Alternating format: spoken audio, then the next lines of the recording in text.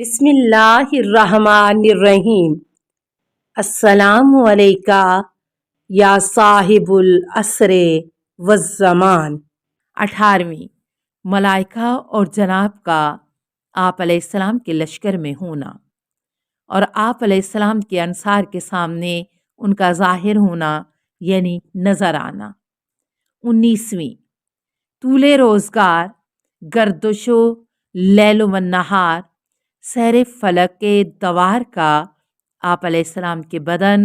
مزاج، اعضاء و جوارے، قوی و صورت اور حیت پر تصرف نہ کرنا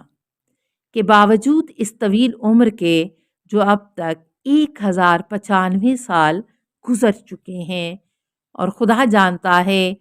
کہ ظہور تک کتنے سن کو پہنچیں گے۔ جب ظہور فرمائیں گے تو 40 سال کے مرد کی شکل میں ہوں گے اور وہ گزشتہ طویل عمر انبیاء اور غیر انبیاء کی طرح نہیں ہوں گے کہ جن میں سے ایک بڑھاپے کا تیر ہدف ہے کہ ان ھذا بعلی شیخن، میرا یہ شوہر بوڑھا ہے، اور دوسرا نوحہ گری کرتے ہوئے انی وہن العظم منی و اشتعل الراس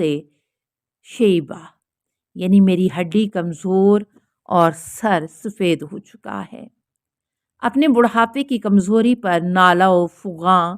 کر رہا ہے۔ شیخ صدوق نے ابو سلط ہروی سے روایت کی ہے، وہ کہتا ہے کہ میں نے امام رضا علیہ السلام سے عرض کیا کہ آپ علیہ السلام کے قائم کی علامت خروج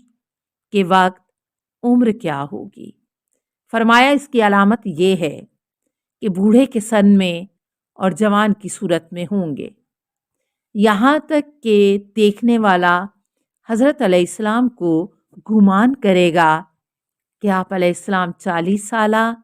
یا 40 سے کم عمر کے ہیں۔ 20ویں، جانوروں کے درمیان، جو ایک دوسرے سے اور ان کے اور انسانوں کے درمیان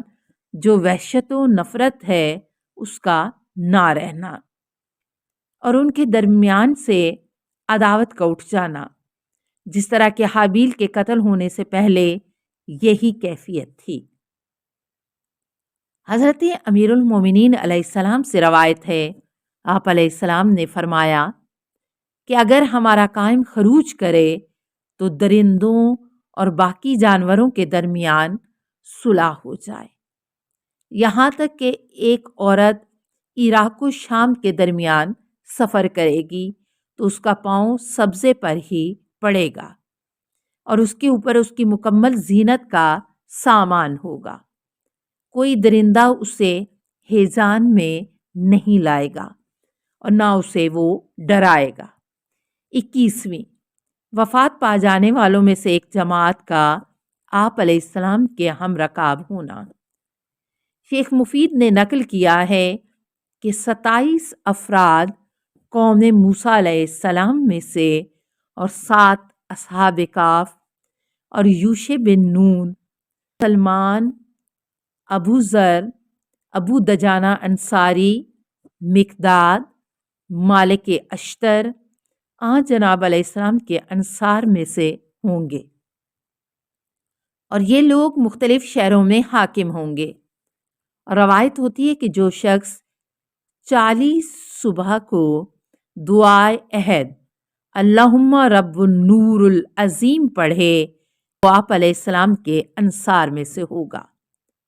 اور اگر وہ شخص حضرت علیہ السلام کے ظہور سے پہلے مر گیا تو خداوند عالم اسے اس کی قبر سے نکالے گا تاکہ وہ حضرت علیہ السلام کی خدمت میں رہ سکے۔ 22ویں، زمین کا ان خزانوں اور ذخیروں کو باہر نکالنا جو اس میں چھپے ہوئے اور اس کے سپرد کیے گئے ہیں۔ 23ویں، بارش، گھاس، درختوں، میوہ جات اور باقی نعمتوں کی زیادتی اور فراوانی اس حد تک کہ زمین کی حالت اس وقت دوسرے اوقات کی نسبت بدل جائے گی اور اس پر خدا کا یہ قول صادق آئے گا کہ یوم تبدل الارض غیر الارض، جبکہ یہ زمین دوسری زمین سے بدل جائے گی۔ 24ویں قول کے عقول کا آپ علیہ السلام کے وجود مبارک سے مکمل ہو جانا، اور آپ علیہ السلام کا ان کے سروں پر ہاتھ پھیرنا اور کینہ و حسد کا ان کے دلوں سے چلے جانا، جو کہ حابیل کے قتل کے دن سے لے کر اب تک بنی آدم کی طبیعت ثانوی میں بن چکا ہے، اور ان میں علم و حکمت کی زیادتی اور علم القا کا ہونا مومنین کے دلوں میں بس کوئی مومن محتاج نہیں ہوگا اس علم کا جو اس کے بھائی کے پاس ہے، اور اس وقت اس آیت کی تعویل ظاہر ہوگی۔ لان اللہ کلا من سآتہ، خداوند عالم سب کو اپنی وسعت سے بے پرواہ کر دے گا۔ 25ویں، حضرت علیہ السلام کے اصحاب کی آنکھوں اور کانوں میں فوق العادت القوت کا ہونا، اس حد تک کہ وہ 4 فرسخ کے فاصلے پر حضرت علیہ السلام سے دور ہوں گے اور حضرت علیہ السلام ان سے گفتگو کریں گے اور وہ نہیں سنیں گے اور حضرت کو دیکھیں گے۔ 26ویں، حضرت علیہ السلام کے اصحاب و انصار کا طویل العمر ہونا روایت ہوئی ہے کہ جناب علیہ السلام کی سلطنت میں ایک شخص اتنی عمر گزارے گا کہ اس کے ہاں 1000 فرزند پیدا ہوں گے۔ 27ویں، حضرت علیہ السلام کے انصار کے بدن سے آفات اور بلاؤں اور کمزوری کا دور ہونا۔ 28ویں، حضرت علیہ السلام کے اعوان و انصار میں سے ہر ایک کو 40 مرد کی قوت دیے جانا اور ان کے دلوں کا لوہے کے ٹکڑے کی طرح ہو جانا کہ اگر وہ اس قوت سے پہاڑ کو اکھاڑنا چاہیں تو اکھاڑ سکیں۔ 29ویں، لوگوں کا آپ علیہ السلام کے نور جمال کی وجہ سے سورج اور چاند کی روشنی سے مستغنا ہو جانا، چنانچہ آیت شریفہ وشرقت الارض بنور ربہا، زمین اپنے رب کے نور سے جگمگا اٹھی کی تفسیر سے روایت ہوئی ہے کہ مربی زمین امام زمانہ صلی اللہ علیہ وعلی آبائہ ہی ہیں۔ 30ویں،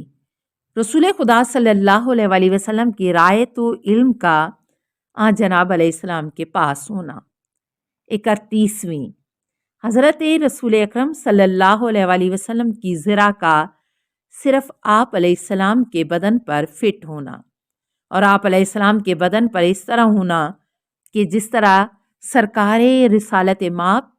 صلی اللہ علیہ وآلہ وسلم کے بدن مبارک پر تھی۔ 32ویں، حضرت علیہ السلام کے لیے مخصوص بادل کا ہونا جو کہ خداوند عالم نے آپ علیہ السلام ہی کے لیے ذخیرہ کر رکھا ہے۔ السلام علیکہ یا صاحب العصر والزمان، الامان الامان الامان من فتن الزمان، السلام علیکہ یا خلیفۃ الرحمن، السلام علیکہ یا امام الانس والجان، السلام علیکہ یا مظہر الایمان، السلام علیکہ یا شریک القرآن، السلام علیکہ یا قاطع البرہان، السلام علیکہ یا امام زماننا ھذا اجل اللہ فرجک وسہل اللہ مخرجک وظہورک، السلام علیکہ ورحمۃ اللہ۔ اللہم صلی علی محمد و آل محمد۔